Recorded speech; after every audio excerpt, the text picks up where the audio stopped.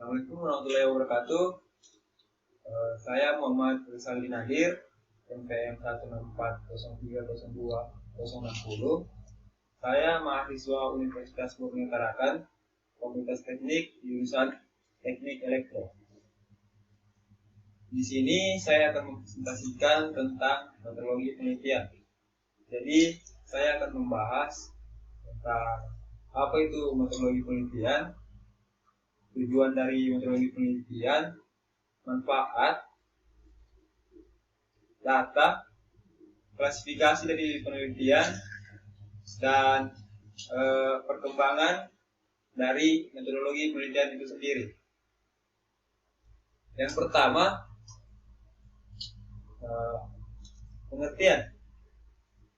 Jadi, pengertian dari metodologi penelitian ialah berasal dari kata metode, yang artinya cara yang tepat untuk melakukan sesuatu, dan logos yang artinya ilmu atau pengetahuan. Jadi, metodologi penelitian artinya ilmu tentang cara melakukan sesuatu dengan menggunakan pikiran secara seksama untuk mencapai suatu tujuan. Sedangkan penelitian adalah suatu kegiatan untuk mencari, mencatat, merumuskan, dan menganalisa sampai dengan menyusun laporan. Selanjutnya, di sini saya mengutip beberapa perkataan menurut para ahli. Di sini saya mengambil contoh 3 pakar. Yang pertama menurut Profesor M.E. Winarno, yang kedua menurut Profesor Dr. Sugiono, dan yang ketiga menurut Muhammad Nasir. Yang pertama, menurut Profesor M.E. Winarno, menurut beliau metodologi penelitian merupakan sebuah kegiatan ilmiah yang dapat dilakukan dengan teknik dan sistematis yang cermat. Yang kedua, menurut Profesor Dr. Sugiono, menurut beliau dalam memahami sebuah metode penelitian merupakan suatu cara ilmiah sebagai mendapatkan data pada penggunaan dan tujuan tertentu. Yang terakhir, menurut Muhammad Nasir, yaitu memahami metode penelitian merupakan sebuah metode yang paling penting, yakni di mana para peneliti dapat mencapai sebuah tujuan dan dapat menemukan jawaban sebagai masalah yang akan diajukan. Selanjutnya, cara ilmiah. Kegiatan penelitian didasarkan pada ciri-ciri keilmian, yaitu ada 3, rasional, empiris, dan sistematis. Di mana rasional ialah kegiatan penelitian yang dilakukan dengan cara yang masuk akal sehingga terjangkau oleh penalaran manusia. Yang kedua, empiris, yaitu cara-cara yang digunakan yang dapat diamati oleh panca indera sehingga orang lain dapat mengamati dan mengetahui cara yang digunakan tersebut. Yang ketiga, sistematis, yaitu proses yang digunakan dalam penelitian menggunakan langkah-langkah tertentu yang bersifat logis. Selanjutnya, data.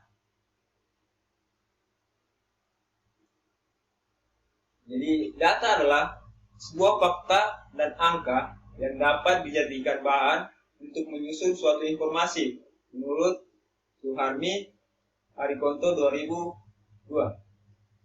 Dan data yang diperoleh melalui penelitian biasanya adalah data empire yang mempunyai kriteria valid, reliable, dan objektif. Selanjutnya adalah tujuan. Jadi, tujuan dalam melakukan penelitian yang pertama adalah penemuan, yang kedua pembuktian, dan yang terakhir adalah pengembangan. Di mana penemuan itu sendiri ialah data yang diperoleh dari penelitian tersebut benar-benar baru yang sebelumnya belum pernah diketahui. Jadi penemuan merupakan hal yang benar-benar baru yang belum pernah dilakukan oleh seseorang. Yang kedua, pembuktian, yaitu data yang diperoleh dan digunakan untuk pembuktian adanya keraguan-raguan terhadap informasi atau pengetahuan tertentu. Jadi pembuktian biasanya dilakukan ketika adanya kejanggalan atau miskomunikasi. Dan yang terakhir, pengembangan, yaitu memperdalam dan memperluas pengetahuan yang telah ada. Jadi pengembangan itu sendiri merupakan pengembangan yang sudah tentang materi yang sudah ada. Selanjutnya,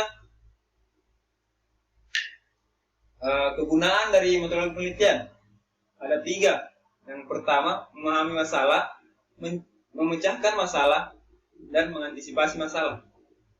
Di mana memahami masalah itu seperti memperjelas suatu masalah atau informasi yang tidak diketahui selanjutnya menjadi tabu, menjadi tahu. Yang kedua, memecahkan masalah, yaitu meminimalkan atau menyelesaikan masalah. Dan yang terakhir, mengantisipasi, di mana mengupayakan agar suatu masalah tidak terjadi. Selanjutnya, ragam penelitian. Penelitian dapat diklasifikasikan menjadi bermacam-macam. Klasifikasi tersebut dapat dilakukan berdasarkan tinjauan, yaitu bidang ilmu, pendekatan, tempat pelaksanaan, pemakaian, tujuan umum, taraf, metode, dan ada tidaknya interferensi terhadap variabel. Jadi, klasifikasi penelitian yang pertama, penelitian berdasarkan bidang keilmuan, yaitu penelitian pendidikan, penelitian kedokteran, penelitian keperawatan, penelitian kebidanan, penelitian ekonomi, penelitian pertanian, penelitian biologi, dan penelitian sejarah, dan seterusnya. Yang kedua, penelitian berdasarkan pendekatan yang dipakai, yaitu yang pertama, penelitian dapat dibedakan menjadi penelitian kuantitatif dan penelitian kualitatif. Masing-masing pendekatan tersebut memiliki paradigma, asumsi, karakteristik yang tersendiri. Kedua pendekatan penelitian tersebut dapat dilakukan dengan cara simultan dan saling mengisi sesuai dengan kebutuhan, sehingga dapat diwujudkan suatu proses penelitian yang komprehensif. Yang ketiga, penelitian berdasarkan tempat pelaksanaannya. Yang pertama, penelitian perpustakaan atau library research. Yang kedua, penelitian laboratorium atau laboratory research.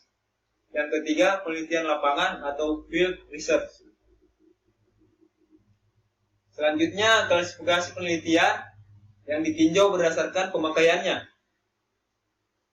Yang pertama, penelitian murni atau pure research atau basic research merupakan penelitian yang dilakukan dengan maksud hasil penelitian tersebut dapat dipakai untuk mengembangkan dan memverifikasi teori-teori ilmiah. Yang kedua, penelitian terapan applied research merupakan ragam penelitian di mana hasilnya diterapkan berkenan dengan upaya pemecahan masalah. Selanjutnya, klasifikasi penelitian berdasarkan tujuan utamanya, yaitu penelitian eksploratif adalah penelitian yang dilakukan dengan tujuan untuk mengeksplorasi fenomena yang menjadi sasaran penelitian. Yang kedua, penelitian pengembangan atau developmental research adalah penelitian yang dilakukan untuk mengembangkan suatu konsep atau prosedur tertentu. Yang ketiga, penelitian verifikatif, yaitu merupakan penelitian yang dilakukan dengan tujuan membuktikan kebenaran suatu teori pada waktu dan tempat tertentu. Selanjutnya, klasifikasi penelitian berdasarkan tarafnya. Yang pertama yaitu penelitian deskriptif, yang merupakan penelitian pada taraf mendeskripsikan variabel yang diteliti tanpa dilakukan analisa dalam kriterianya dengan variabel lainnya. Yang kedua, penelitian analitik. Penelitian ini dilakukan bukan sekedar mendeskripsikan variabel penelitian, tetapi dilakukan analisa dalam hubungannya antara variabel-variabelnya. Selanjutnya, klasifikasi penelitian berdasarkan metode. Yang pertama, penelitian longitudinal atau longitudinal research adalah penelitian yang dilakukan dengan metode longitudinal. Metode penelitian yang membutuhkan waktu yang lama, berbulan-bulan bahkan bertahun-tahun, secara berkesinambungan. Yang kedua, penelitian cross-sectional atau cross-sectional research merupakan penelitian yang dilakukan dengan metode cross-sectional method, yaitu metode penelitian yang dilakukan dengan mengambil waktu tertentu yang relatif pendek dan tempat tertentu. Selanjutnya, klasifikasi penelitian berdasarkan interferensi terhadap variabel. Penelitian eksperimen yaitu penelitian melakukan interferensi atau perlakuan terhadap variabel tertentu. Penelitian eksperimen, penelitian tidak melakukan interferensi atau perlakuan terhadap variabel tertentu. Yang selanjutnya, proses perkembangan metode penelitian.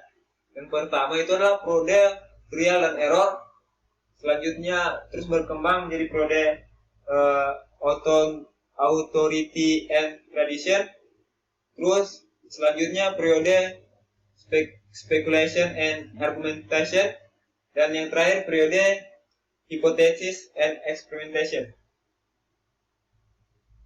Jadi periode trial dan error ialah dalam periode ini disyaratkan bahwa ilmu pengetahuan masih dalam keadaan embrional.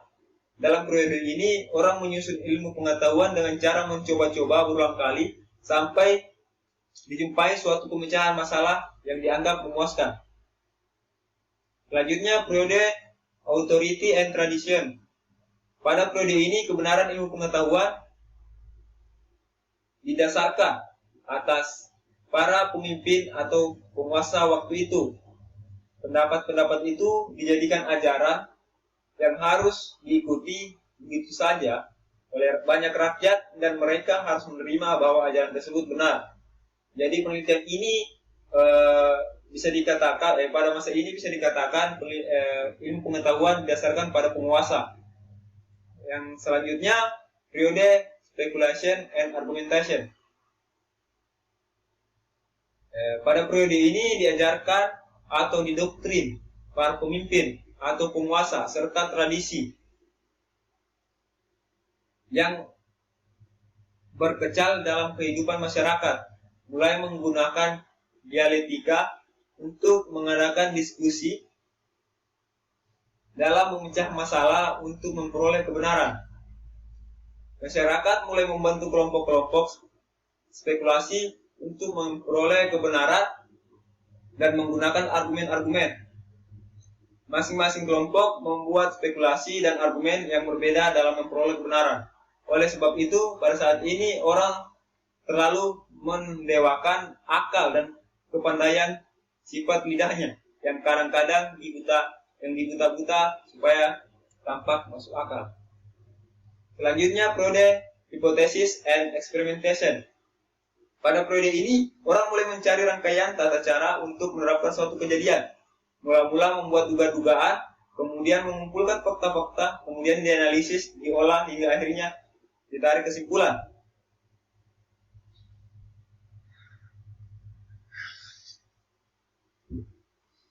Fakta tersebut diperoleh dengan eksperimen